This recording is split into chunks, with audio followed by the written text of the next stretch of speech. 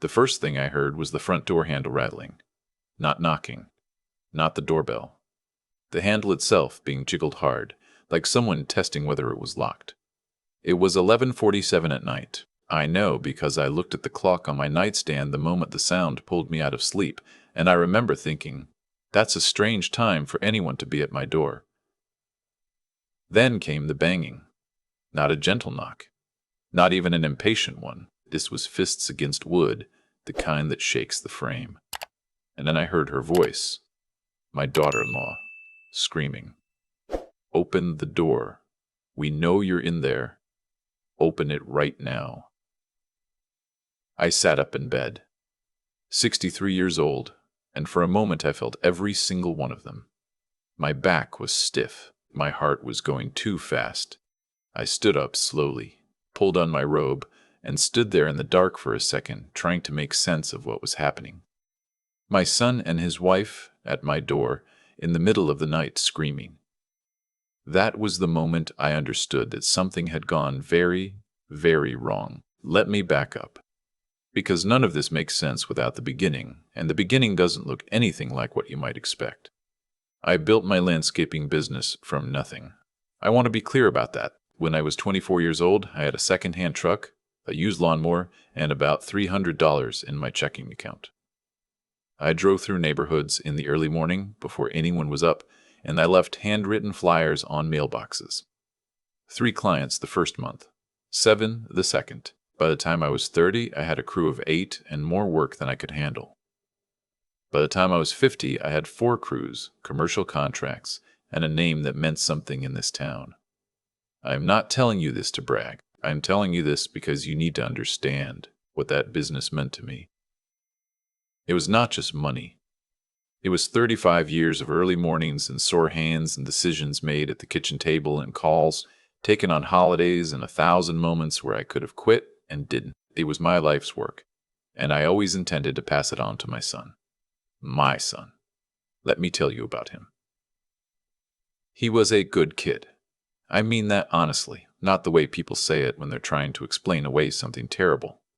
He was genuinely good when he was young, curious, funny, worked hard in school. His mother and I were proud of him every single day. She passed when he was 22, a brain aneurysm, fast and without warning, and that was the hardest year of both our lives. We leaned on each other through it. We came out the other side. He started working with me the summer after she died, just driving the truck at first, then estimating jobs, then managing schedules. He had a good eye for detail, and the clients liked him. By the time he was 30, I had made him operations manager, and I meant every word of it. I told him the business would be his when I was ready to step back. I told him that in front of witnesses. I put it in my estate planning. It was not a secret. That was before he married her. I want to be careful here, because I know how this sounds. I know what people assume when an older father says something changed after his son got married. They think the father is jealous, or controlling, or one of those men who can't let go. I understand that, and so I want to be precise about what I actually observed and when. I liked her, at first. I genuinely did. She was smart and direct, and she made my son laugh. They got married in the backyard of my house, under the oak tree his mother and I planted the year he was born. I gave the toast. I meant every word of it. The first thing I noticed was small.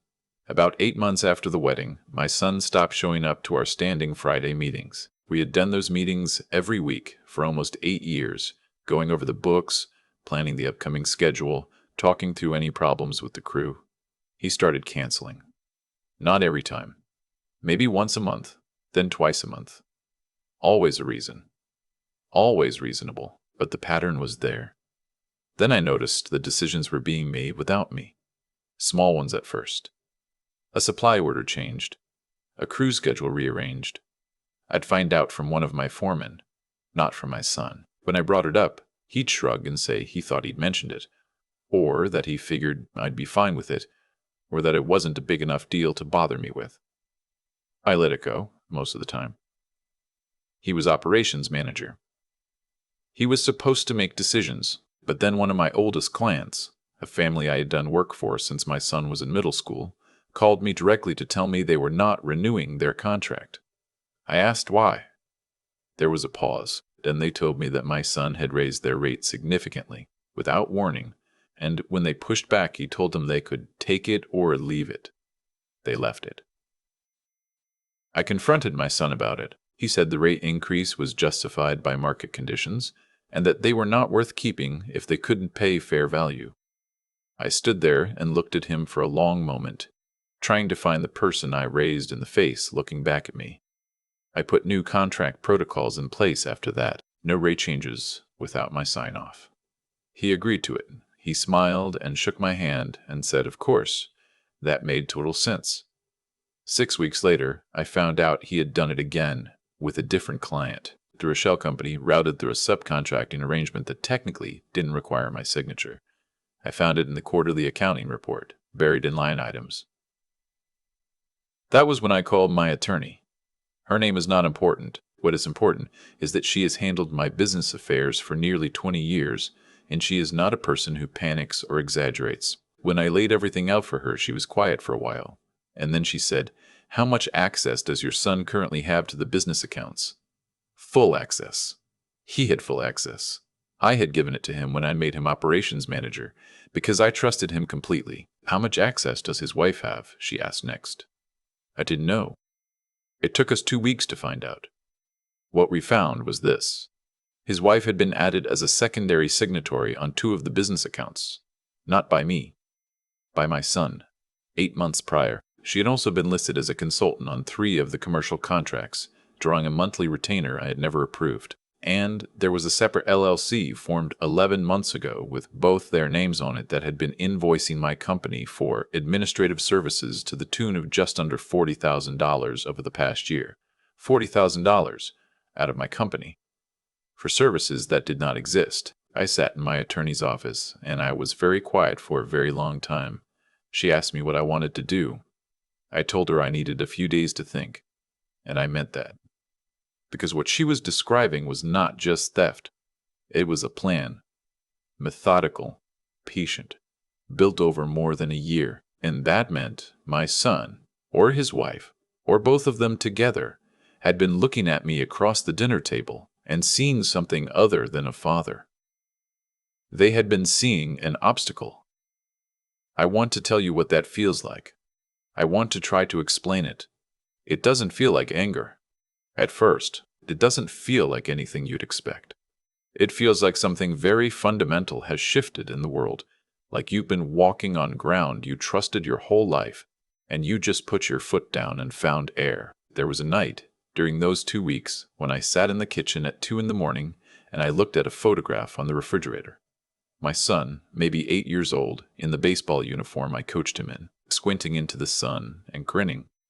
And I thought, when did that boy decide I was worth stealing from? I don't know the answer to that.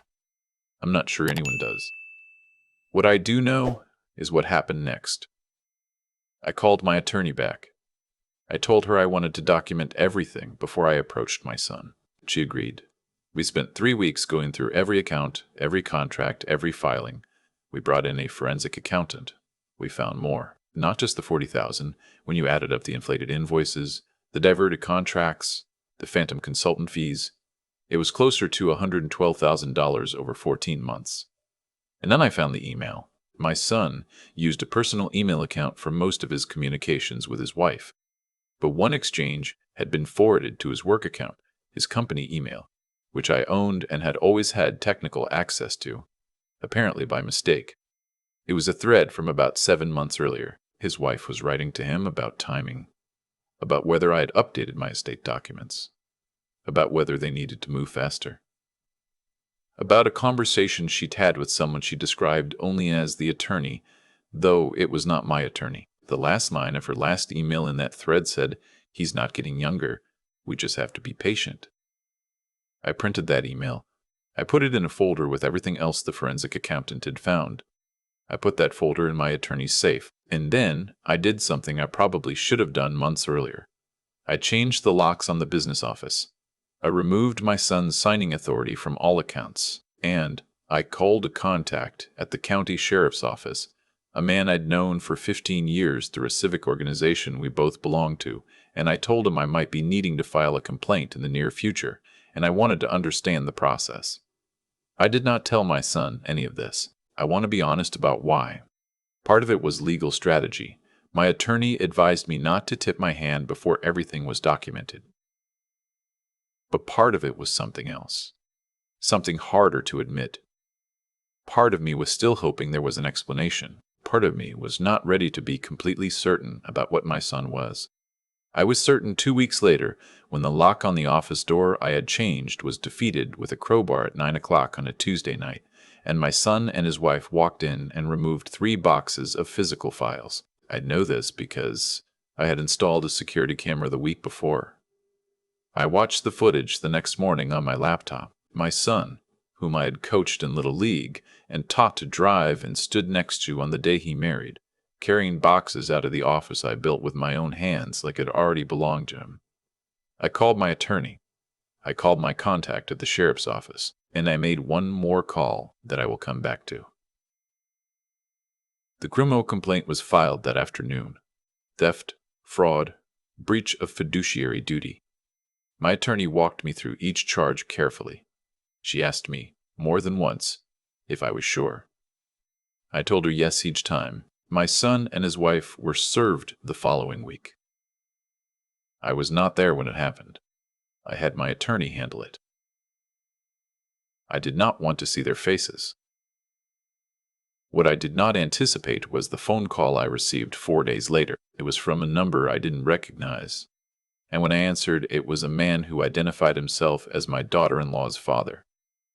He told me, in a voice that was trying very hard to sound calm, that I had made a serious mistake, that the charges were exaggerated, that family matters should be handled inside the family, that if I did not drop the complaint, there would be consequences. I asked him what kind of consequences he had in mind. He said my son knew things about how I ran my business that could be very damaging if they became public. I told him that I had 35 years of clean books and a forensic accountant who had just gone through every one of them, and that he was welcome to have his attorney contact mine. Then I hung up. That was on a Thursday. On Saturday night, 11:47, as I said, the banging started at my front door. I stood in my bedroom for a moment. Then I put on my robe and I walked to the door, and I did not open it right away. I stood on my side of it in the dark listening. My daughter-in-law was still yelling. My son was telling her to keep her voice down. She was telling him this was not the time to be cautious, that I had destroyed them, that I had to hear what they had to say. And I thought about the one more call I mentioned. 10 days earlier, when I first realized things were going to escalate, I had called my attorney and asked her what she thought the most important thing I could do right now was. She thought for a moment, and then she said something I wrote down. Make sure you are never alone when things escalate. I had taken that advice seriously. I unlocked the door and I opened it. My son and his wife stood on the front porch. He looked hollowed out, like he hadn't slept. She looked like she'd been crying and then decided she was done crying and moved on to something harder. She started talking before I could say a word. Rapid, rehearsed, all the reasons the charges were wrong, all the context they claimed I was missing, all the things she said I'd misunderstood about what they were trying to do. I waited, and then I stepped back, and I let them see who was standing in the hallway behind me. My attorney, her associate, and the deputy from the sheriff's office, the one I had known for 15 years, who had come as a personal courtesy to make sure the evening stayed orderly. My daughter-in-law stopped talking mid-sentence. My son looked at me, and in his face, I looked for something. I will tell you that honestly. I looked for regret. I looked for shame. I looked for some version of the boy I raised. What I saw instead was something that looked a lot like calculation, like he was still, even in that moment, trying to figure out what the play was. My attorney spoke. She explained, calmly and clearly, that any conversation between the two parties would need to take place through legal counsel, that this visit was inappropriate given the pending criminal matter, and that they were welcome to leave voluntarily or the deputy could assist with that. They left. I stood in the doorway and watched them walk to their car. My daughter-in-law didn't look back. My son paused at the end of the front walk. Just for a second, his hand on the car door, and he looked back at me. I don't know what he was expecting to see. Whatever it was, I don't think he found it. The case moved through the system over the following months. My son's attorney negotiated. There were offers made and rejected. My attorney was patient and methodical, and not once did she suggest I settle for less than what I believed was right. In the end, my son pled to a reduced charge, restitution of the full amount. No jail time, but 5 years probation and permanent removal from any role in my company. His wife was not charged separately. The DA made that call, not me. I had mixed feelings about it, but I accepted it. I would be lying if I told you it felt like a victory. There's a version of this story where the ending is satisfying, where the bad people are punished and the good person walks away feeling vindicated and whole. I have heard that version of this story from other people who have been through something similar. They say they felt relief, closure, justice. What I felt the day the plea was entered was very tired.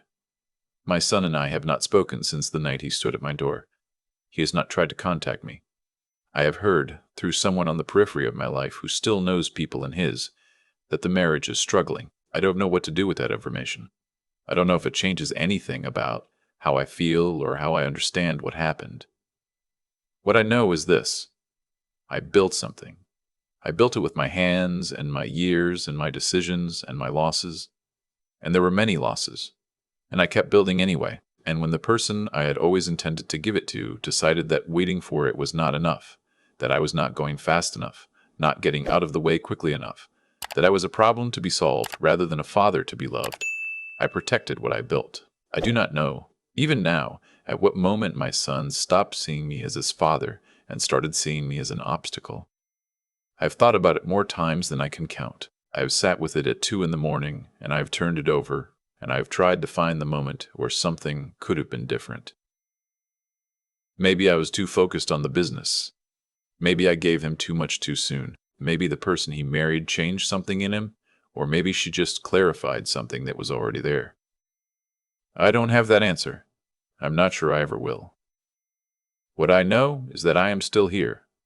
The company is still running. My crews are out every morning before the sun is fully up. Just like they were when I was the one driving the truck. I am slower now. My back reminds me of its opinions on a fairly regular basis. But I am here, and what I built is intact. And no one is going to take it from me. A few weeks after the plea was entered, I drove out early on a Saturday morning to check on one of our commercial properties, an office park, a contract I'd had for 11 years. The crew was already working. The foreman, a man who has been with me for 9 years, who knew my son, who watched everything that happened with his own eyes, saw me pull up and walked over. He didn't say anything about any of it. He just nodded at me and said the north corner of the property needed some attention and asked if I wanted to take a look. I did. We walked the property together in the early morning light, the way I have walked 100 properties over 35 years, looking at what needed doing, talking through how to do it right. And for a little while, it was just that. Just work. Just the thing I have always known how to do. I am 63 years old. My knees give me trouble. I wake up earlier than I used to and sleep worse than I used to, and I think about my wife more than ever, which I did not expect. But I am still standing, and everything I built, every early morning, every hard decision, every year I kept going when it would have been easier to stop, it is still mine. I earned it. And I am not done yet.